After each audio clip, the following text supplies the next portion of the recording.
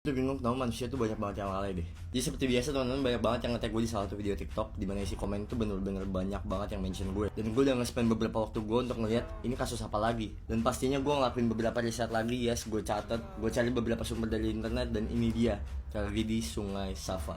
Jadi pada tanggal 3 Juli 2008, Wali Kota Sevnica, Christian Jung, sorry if I'm wrong, sempat membuat gaduh warga Sevnica dengan membuat PLTA di daerah Blangka yang masih dalam tahap penyelesaian. Nah, beberapa masyarakat Sevnica ini setuju karena hal ini bisa menjadi manfaat bagi warga Sevnica. Nah, beberapa warga lainnya tidak setuju karena ingin menjadikan Sungai Safa sebagai tempat wisata. Nah, tragedi ini dimulai ketika wali kota mempunyai sebuah ide untuk mengajak teman-temannya mengendarai perahu kano menyusuri Sungai Safa, ya hitungannya inspeksi lah.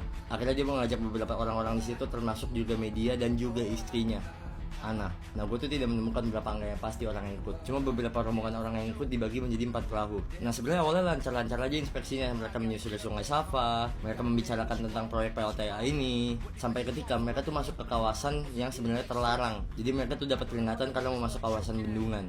Nah, dari 4 perahu tersebut, 2 perahu ini mengindahkan peraturan tersebut. Akhirnya mereka menepi dan juga menyelesaikan perjalanan. Tapi 2 perahu lainnya berisi sang wali kota mempunyai ide lain. Jadi sang wali kota ini mempunyai ide akan lebih seru kalau misalkan kita selesaikan perjalanannya melewati bendungan tersebut, bahkan melewati turunan dari bendungan tersebut. Nah, teman-teman harusnya pasti tahu kalau misalkan di bendungan itu arusnya kencang banget, bener-bener sekencang itu dan serem.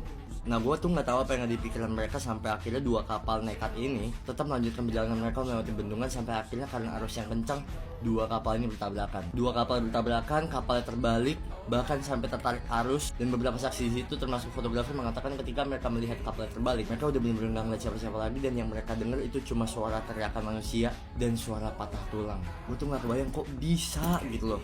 Akhirnya tragedi yang melibatkan 14 orang di kapal tersebut mengakibatkan 8 orang tewas yang ditemukan dan hanya 1 orang yang selamat. Siapa? Yaitu istri dari wali kota Sevnica, Ana.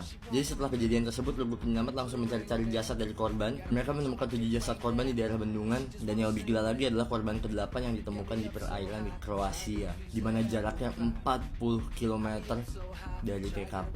Gue turut berduka untuk seluruh korban yang ada di kejadian ini. Tetapi kejadian ini menjadi pelajaran buat kita teman-teman semua, jangan pernah menantang alam. Peraturan pasti dibuat karena ada sebab, dan apalagi yang menyangkut alam, jangan pernah aneh-aneh deh, sumpah.